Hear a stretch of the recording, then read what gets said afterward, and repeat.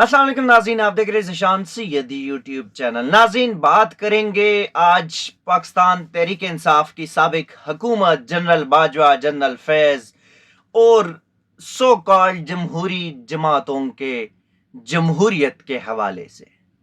वो कहते हैं ना, अपने गिराते हैं नशेमन पे बिजलियाँ।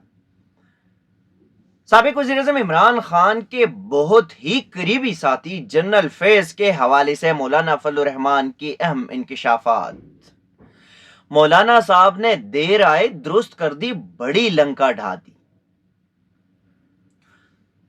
पाकिस्तान तहरीक इंसाफ अपने माजी के हरीफों के साथ हुकूमत बनाने के लिए सरजोड़ कोशिशें क्यों करने लगी, ये सारा कुछ बताएंगे। सबसे पहले बात करेंगे कि मौलाना फजल रहमान जमीयत उलमा इस्लाम के सरबरा, साबिक पीडीएम के सरबरा, उन्होंने गुज़श्ता रोज निजी चैनल में एक इंटरव्यू में रात को कहा कि हम असम्बलियां गिराने या हुकूमत गिराने की पोजीशन में नहीं थे, न मूड में थे, न हमारा कोई इरादा था। लेकिन जनरल बाजवा और जनरल फैज हमीद ने हमें बुलाया। फैज हमीद ने कहा जो करना है वो कर लो, लेकिन दायरे में रहकर। और जनरल बाजवा ने पूरा तरीकाकार समझाया कि ये चीजें करनी है। और इस सब का जो मरकजी किरदार था इन सब में जनरल फैज और जनरल बाजवा के बाद, वो थे साबिक सदर आसिफ अली जरदारी, मुफाहिमत के बादशाह, पाकिस्तान पीपल्स पार्टी की शरीक चेयरमैन। उसके बाद मौलाना फजल रहमान कह रहे कि हमने फिर आदम एतमाद लाए और इमरान की हुकूमत को हमने चलता कर दिया। हुकूमत में आए पाकिस्तान मुस्लिम लीग नून, जो हुकूमत के जो नताइज थे, जो खराब कारकर्दगी या जो सारा कुछ था, उसका सारा इल्जाम जो है वो पाकिस्तान मुस्लिम लीग नून के गले में डाल दिया गया। और ये राना सनाउल्लाह जो कि पंजाब के सदर है पाकिस्तान मुस्लिम लीग नून के और साबिक वजीर दाखिला भी है, उन्होंने भी अपने निजी टॉक शो में कहा कि 16 माह की पीडीएम हुकूमत वो मुस्लिम लीग नून ना चाहते हुए भी उनके गले में डाल दिया। और उसका पूरा इल्जाम जो पीडीएम जमातों का था, जो मौलाना फजल रहमान, पाकिस्तान पीपल्स पार्टी और बाकी जो जमातें थे, बाप, एमक्यूएम, एएनपी, शेरपा, सारे जितने भी जमातें थे वो सारे इसमें इत्तेहादी थे, लेकिन उसका पूरा तोक जो है वो पाकिस्तान मुस्लिम लीग नून के गले में डाल लिया। मौलाना फजल रहमान ने ये सच तो बता दिया जो मैं 22 में या मई अप्रैल मई की जो कहानी थी, और शहीद अरशद शरीफ ने उस वक्त एक प्रोग्राम किया था और उसमें उसने वो कौन था शख्स का नाम लिया था, और वो कौन था, वो जनरल बाजवा थे। उसके बाद शहीद अरशद शरीफ को उस सच की सजा तो दी गई। इमरान खान ने बारहा कहा कि जनरल बाजवा ने मेरी हुकूमत गिराई, उन्होंने अपने हल्फ की खिलाफ वर्जी की। जनरल बाजवा के खिलाफ आवाज उठाने पर इमरान खान को डबल सेंचुरी बना दी उनके खिलाफ केसेस में, और फिर उनको एक बार गिरफ्तार किया, सुप्रीम कोर्ट ने रहा कर दिया, और फिर दूसरी दफा गिरफ्तार किया 5 अगस्त 2023 को, और आज भी वो अडियाला जेल में कैद है। 3 केसेस में जिसके न सर न पैर न कुछ। तेज तरीन समातें चलती रही, रात देर तक समातें चलती रही, जजेस ने कोई छुट्टी नहीं की, बाकी पूरी दुनिया के केसेस छोड़ दिए, पूरे पाकिस्तान के केसेस छोड़ दिए, और जज साहिबान सिर्फ इमरान के पीछे लग गए क्योंकि उन्होंने चैलेंज किया था जनरल बाजवा को। अब मौलाना फजल रहमान एक तरफ तो सच बोल गए, लेकिन सच आधा बोले। आधा सच इसलिए बोले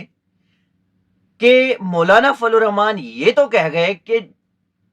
फैज हमीद और जनरल बाजवा ने हमें कहा था हुकूमत गिराए, लेकिन जब पीडीएम बना और हुकूमत गिराने का जो अमल तेज हुआ, तब जनरल फैज हमीद डीजीआई नहीं थे, वो कोर कमांडर पेशावर थे। और डीजीआई जो आए थे वो थे फिर नदीम अंजुम, जो अभी भी डीजीआई है। तो नदीम अंजुम का नाम नहीं लिया गया और फैज हमीद और जनरल बाजवा का नाम लिया गया। اب سوال یہ ہے کہ سیاست دانوں کے خلاف تو بغاوت کے، غداری کے، آرٹیکل 6 کے مقدمات تو ان پہ لگتے ہیں،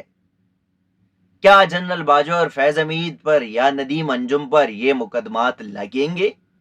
ان کو سزا ہوگی کیونکہ انہوں نے بھی آئین پاکستان اور اپنے حلف کی خلاف ورزی کی۔ دوسری جانب وہی پی ڈی ایم ٹولہ جس نے عمران کو چلتا کیا، وہی پی ڈی ایم ٹولہ آج عمران کی جو جماعت ہے وہ اسی پی ڈی ایم 2 کے ساتھ مذاکرات کے لیے کوشش کر رہے ہیں۔ ایک طرف پی ٹی آئی میں بہت بڑی دراڑ آ چکی ہے، عمران خان نے کچھ جماعتوں کے ساتھ مذاکرات سے انکار کر دیا ہے،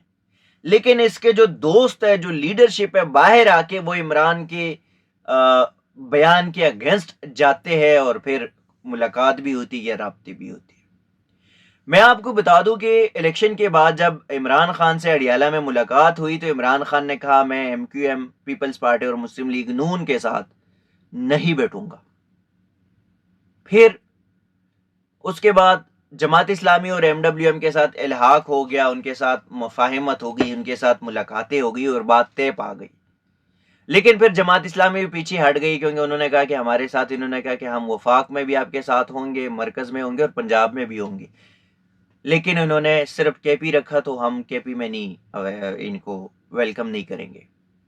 اس کے بعد پھر اے این پی سے رابطہ کیا گیا، اے این پی نے انکار کیا پی ٹی آئی سے۔ پھر گزشتہ روز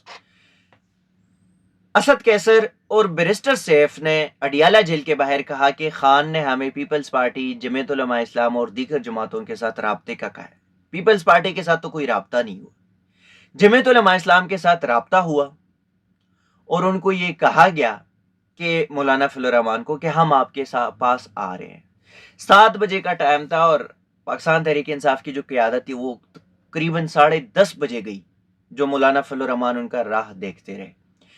اچھا 10 بجے گئی، جن لوگوں نے بتایا تھا کہ اسد کیسر نے جانا ہے، بیرسٹر گوہر نے جانا ہے، بیرسٹر سیف نے جانا ہے اور خنزادہ حسین نے جانا ہے، 7 بجے کا جو کہانی تھی وہ ختم ہو گئی اور 10:30 بجے جو ٹیم، جو مذاکراتی وفد گیا وہ دوسرا تھا، اور وہ جا کے مولانا کے ساتھ انہوں نے ملاقات کی۔ مولانا کو انہوں نے کہا کہ ہم ملغیر احتجاج کرنا شروع کریں، آپ ہمارے ساتھ اپوزیشن میں آ کر بیٹھے،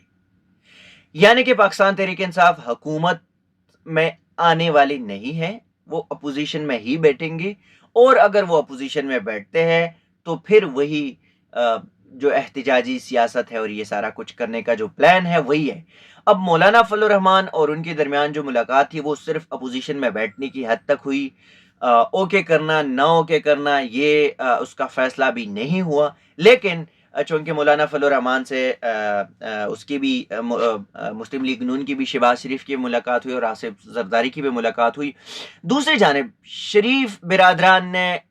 چودھری، گجرات کے چودھری برادران کے ذریعے بھی عمران خان کو ایک پیغام پہنچائی ہے،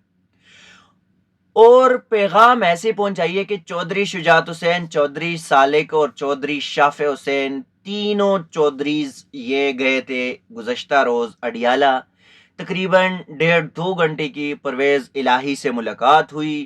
پرویز الہی کو کہا کہ آپ ہمارے ساتھ مخلوط حکومت میں آئے، آپ ہمارا یہ پیغام عمران خان کو پہنچائے اور یہ معاملات طے کرتے ہیں، لیکن پاکستان تحریک انصاف کے جو صدر ہے چودھری پرویز الہی نے دو ٹوک موقف اختیار کیا کہ جہاں کھڑا تھا